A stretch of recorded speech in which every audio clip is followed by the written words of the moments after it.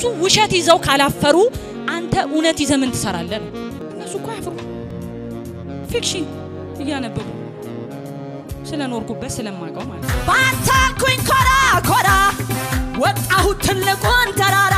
በመጨረሻም የድምጻዊ ዘርፌ ከበደ ቸርች በድጋሚ ታሸገ። የመታሸጉም ትልቁ ምክንያት የአካባቢው ህብረተሰብ ጥቆማ ሲሆን ለሞኑ በዚህ ቸርች ምንድነው የተከናወነው? ዘርፌ ስምን አጠፋች ስለሚለው መረጃዎችን ሰጣችኋለሁ።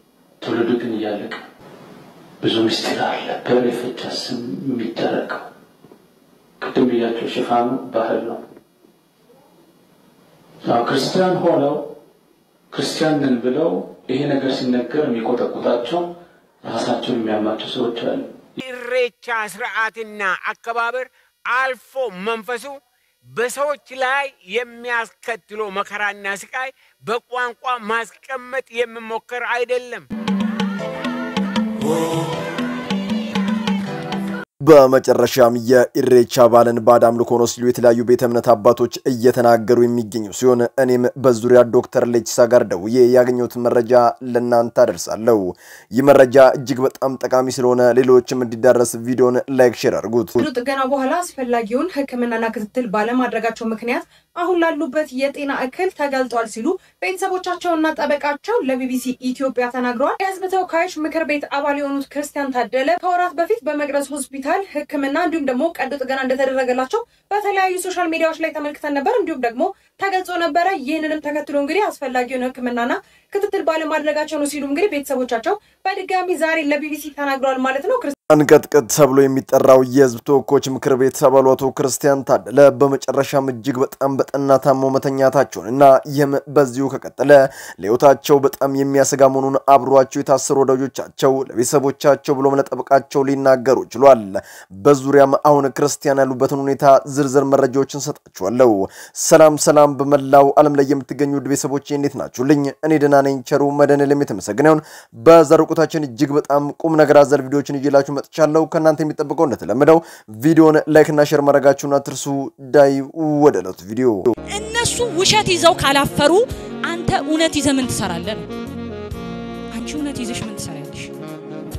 እነሱ እኮ ያፈሩ ፊክሽን እያነበቡ ስለኖርኩበት ስለማውቀው ማለት ነው።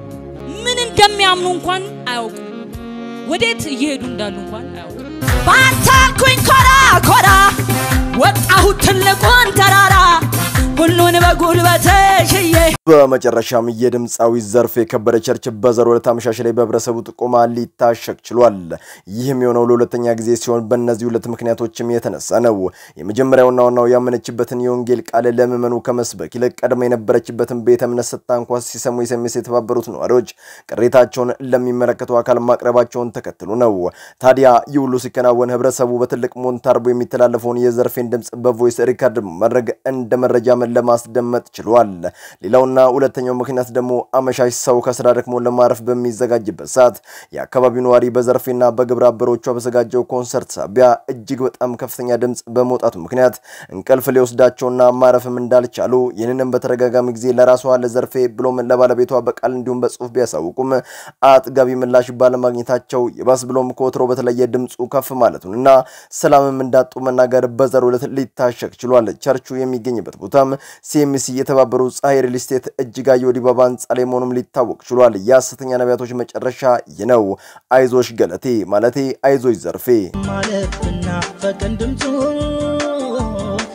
ማለት ሳተፋኩ ድምጹ በጤናው ነው ወይ አይችልም እሱ ዝማይልሱ። በእስር ላይ የሚገኙት የህዝብ ተወካዮች ምክር ቤት አባል አቶ ክርስቲያን ታደለ በጤና እክል ምክንያት በጠና መታመማቸውን ቤተሰቦቻቸውና ጠበቃቸው ለቢቢሲ ተናግረዋል። ጠበቃቸው ሰለሞን ገዛኝ እንዳሉ ሰኞ ዕለት ቂሊንጦ ማረቢያ ቤት ውስጥ አግኝተዋቸው የነበረ ሲሆን አቶ ክርስቲያን ከቅርብ ጊዜ በፊት ካደረጉት ቀድሞ ህክምና በኋላ በተገቢው ክትትል ባለማግኘታቸው ህመማቸው እየተባባሰ መምጣቱን ገልጸዋል። አንድ የቤተሰባቸው አባልም እንደተናገሩት አቶ ክርስቲያን ከወራት በፊት በመቅረዝ ሆስፒታል ቀዶ ህክምና ካደረጉ በኋላ በቂ ክትትል ሳይደረግላቸው ወደ ማረሚያ ቤት እንዲመለሱ መደረጉ ለዚህ ሁኔታ እንደዳረጋቸው ተናግረዋል። አንቀጥቅጥ ተብሎ የሚጠራው የህዝብ ተወካዮች ምክር ቤት አባል አቶ ክርስቲያን ታደለ እጅግ በጣም በጠና መታመማቸውን አብሯቸው በስር ላይ የሚገኙ ወዳጆቻቸው ለጠበቃቸው እንዲሁም ለቤተሰቦቻቸው አሳውቋል።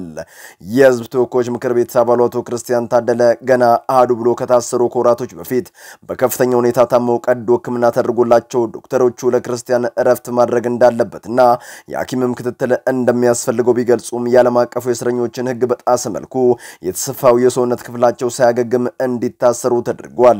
ታዲያ ይህንንም ተከትሎ ከወራቶች በፊት ዳግም ታመው በመቅረዝ ሆስፒታል ክትትል ቢያደርጉም አሁንም እንደ ቀድሞ ሕክምናቸውን ሳይጨርሱ የታሰሩ ሲሆን ይሄና ሌሎች ችግሮች ተደራርበውባቸው እጅግ በጣም በጠና ታመው እየተሰቃዩ እንደሆነ እስረኞቹ በመግለጽ የሁኔታ በዚሁ የሚቀጥል ከሆነም ለነፍሳቸው በእጅጉ እንደሚያሰጋ ተናግሯል። ክርስቲያን ታደለ የህዝቡን ጥያቄ የህዝቡን ስቃይ ፊት ለፊት በመናገር ባለስልጣናቱን በማፋጠጥ የሚታወቁ ጀግናና ቆራጥ ቢሆኑም አሁን በኢሳት ያሉበት ሁኔታ ግን እጅግ በጣም ልብ ይሰብራል። ስለሆነም ይህ ያለም አቀፉን የእስረኞች መብት የሚጥስ ተግባር ስለሆነ ክርስቲያን ከማለፉ በፊት ተገቢው ሕክምና እንዲደረግለት ሁላችሁም ሰባይነት የሚሰማችሁ ሁሉ ድምጽ ሁኑት። ይሄን ለማድረግ ዘር ፖለቲካ ውስጥ መኖር አይጠበቅብክም። ሰው መሆን ብቻ በራሱ በቂ ነው። ቄስ ነው፣ ሰባኪ ነው፣ ሁሉም ዝም ብለዋል። ትውልዱ ግን እያለቀ ብዙ ምስጢር አለ በሬፈቻ ስም የሚደረገው። ቅድም ብያቸው ሽፋኑ ባህል ነው። እውነት ነው የምንናገረው። ወደንም ጠላንም ያለ ክርስቶስ የዘላለም ሕይወት የለም። ኢሬቻ ስርዓትና አከባበር አልፎ መንፈሱ በሰዎች ላይ የሚያስከትለው መከራና ስቃይ በቋንቋ ማስቀመጥ የሚሞከር አይደለም።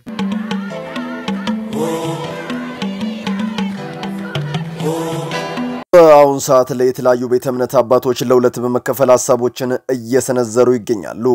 በዚህም ኢሬቻ ባዕድ አምልኮ ነው ባህል በሚል ሰበብ የተሸፈነ ሲሉ፣ ገሚሱ ደግሞ አይ ኢሬቻ ባዕድ አምልኮ አይደለም ይህ ያልገባቸውና ያልተረዱ ሰዎች ሐሳብ ነው ሲሉ በሁለት ጎራ ተከፍለው ይሞግታሉ። ታዲያ ይህንንም ተከትሎ ዶክተር ሌቺሳ ጋር ደውዬ ያገኘሁትን መረጃ ላጋራችሁ። ሰላም ዶክተር ሌቺሳ፣ አክሊል ነኝ። ከሰሞኑ በኢሬቻ ጉዳይ በርካታ ጥያቄዎችን ይነሳሉ። ገሚሱ ኢሬቻ ምስጢራዊ ባዕድ አምልኮ ነው ይላል። ገሚሱ ደግሞ ኢሬቻ የኦሮሞ ህዝብ ባህል ፈጣሪም የሚመሰገንበት ነው ሲል ይሞግታል። እስኪ በዚህ ዙሪያ እርሶ ጋር ያለውን ሐሳብ ቢነግሩኝ ስለ ጥያቄን አቀረብኩላቸው። ዶክተርም ቀጠሉ። በመጀመሪያ ስለዚህ ጉዳይ ለማወቅ እንዲሁም ያለውን ብዥታ ለማጥራት ስለደወልክ አመሰግናለሁ። ምን መሰለ፣ ኦሮሞ ያኔ ዲሞክራሲ ባልነበረ ሰዓት እንኳን በገዳ ስርዓት የሚተዳደር ህዝብ ነው።